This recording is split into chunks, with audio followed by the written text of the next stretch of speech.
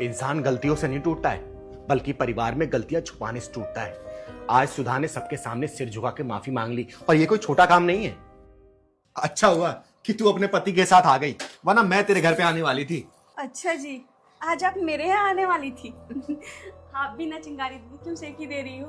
आपके इंतजार में तो मेरे घर की दीवारें भी सूख गई, लेकिन आप आई नहीं। अरे क्या करूं सुधा, पूरे दिन काम धाम लगा ही रहता है और समय कैसे निकल जाता है पता ही नहीं चलता है। इसलिए तो मैं यहाँ आ गई। आपकी मेहमान नवाजी ना कर पाई तो मैंने सोचा मैं ही अपनी मेहमान नवाजी करवा लूं। अच्छा ये बता, तेरा अचार का धंधा कैसे चल रहा है? आपके आशीर्वाद से बहुत अच्छा चल रहा है। अरे ये तो बहुत ही अच्छी बात है। ये दोनों क्या कर रहे हैं? विक्रम भाई, 2 गोटी के बाद 4 गोटियों से बकरी बनाऊंगा। बस कर पहलवान, तू क्या बकरी बनाएगा? चारों का चारों गोटी मैं लाल करूंगा। कौन बकरी बनाएगा कौन लाल करेगा अभी पता चल जाएगा।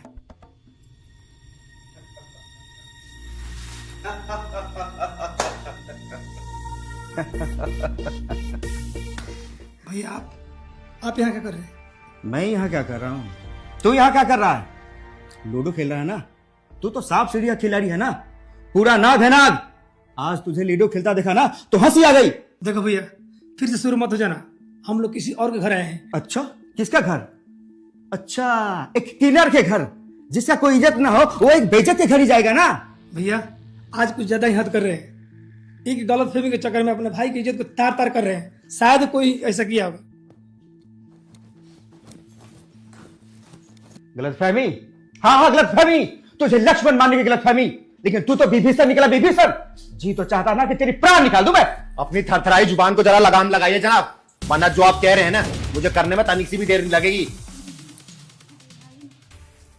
ये क्या कर रही है तू? ये क्या कर रही है तू? हैं? और तू मुझे इस तरीके से, और वो आदमी कौन है जो इस तरीके से मेरे घर में घुसा है और इस तरीके से बातें कर रहा है? दीदी वो मेरे जेठ जी हैं। यानी विक्रम के बड़े भाई? हाँ। तो वो इस तरीके से क्यों भड़के हुए हैं और नाराज क्यों हैं? दीदी वो अरे सुधा क्या हुआ, बोलो ना। दीदी हर कोई अपनी जिंदगी में कोई ना कोई गलती जरूर करता है। मैंने भी एक गलती की है। शायद आज आप ना होती तो मैं ये गलती स्वीकार नहीं करती। सच कहूँ तो ये गलती मेरे मन पे बोझ बना हुआ है। दीदी सिर्फ आप ही मुझे इससे मुक्ति दिला सकती है। मुक्ति? गलती? अरे सुधा साफ साफ बताओ मुझे। दीदी दरअसल बात वो है ना कि 3 साल पहले हमें अचार का धंधा करना था। हमें पैसे की ज़रूरत थी। विक्रम जी और उनके बड़े भाई ने कुछ पैसे जमा कर रखे थे बैंक में, और विक्रम जी ने मेरे नाम पे वो बैंक अकाउंट खोला हुआ था। मैंने वो पैसे निकाल कर इस्तेमाल कर लिए। सुधा तुमने बिना बताए? पर क्यों?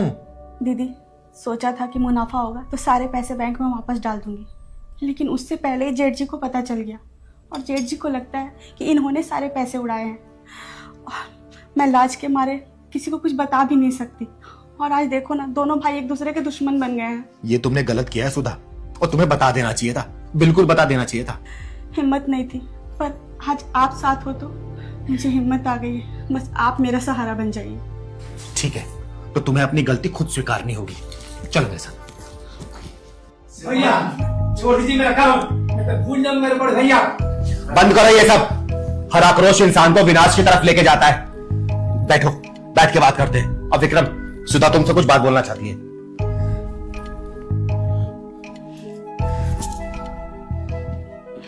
वो बोल दो सुधा, बोल दो। हर गलती की माफी पछतावा होती है। बोलो।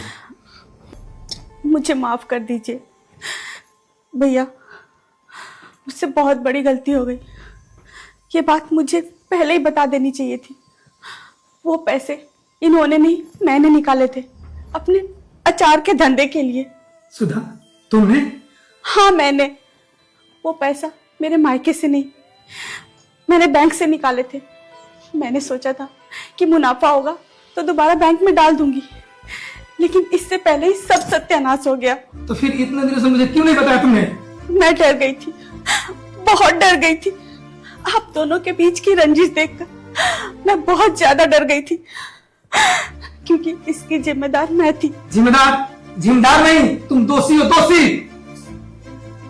भैया मुझे माफ कर दीजिए। ना जाने मेरे बीवी के चक्कर में मैं क्या क्या बोल दिया आपको। आप मारना चाहते थे ना, मुझे मार दीजिए भैया, मार दीजिए मुझे, मार दीजिए। भैया भैया मुझे माफ कर दीजिए। मैं माफी के लायक तो नहीं, पर यकीन मानिए मैं बहुत शर्मिंदा हूँ। मुझे माफ कर दीजिए। तो हम क्या करें तुम्हारे शर्मिंदगी की? क्या विक्रम, सुधा रोना बंद कर। अरे रोते वहां पे जहां पे अपनापन छिन जाता है। तेरी एक गलती की वजह से ना रिश्ता टूट रहा था यहाँ पे, लेकिन तेरी एक हिम्मत, एक सच्चाई रिश्ता फिर से जोड़ रही है। अरे पैसे की जरूरत थी तो मांग लेती, लेकिन ये सब। आप दोनों से एक बात पूछूं मैं? अगर सुधा कभी सच बताती नहीं तो आप दोनों इसी तरीके से एक दूसरे से लड़ते रहते ना। इंसान गलतियों से नहीं टूटता है, बल्कि परिवार में गलतियां छुपाने से टूटता है। आज सुधा ने सबके सामने सिर झुका के माफी मांग ली, और ये कोई छोटा काम नहीं है। भैया, हम सुधा की तरफ से हाथ जोड़ के माफी मांगते हैं। हम दोनों को माफ कर दीजिए प्लीज भैया, माफ कर दीजिए। आशुतोष जी, अब माफी देना भी उतना ही बड़ा काम है, क्योंकि आप भाई हैं, दुश्मन थोड़ी हैं। बहू, इस बात को 3 साल पहले बोली होती ना तो इतनी बड़ी लड़ाई नहीं होती। चलो आज सबके सामने बोला ना, सबके सामने माफी मांगा ना, हम दिल से तुम्हें माफ करते हैं। थैंक यू भैया, थैंक यू सो मच। अरे कोई बात, माफ कर दीजिए। कोई बात नहीं, वो पैर मत पकड़ो। हमने आपको गलत बोला, चाहे जो भी बोला हो ना, माफ कर दीजिएगा प्लीज।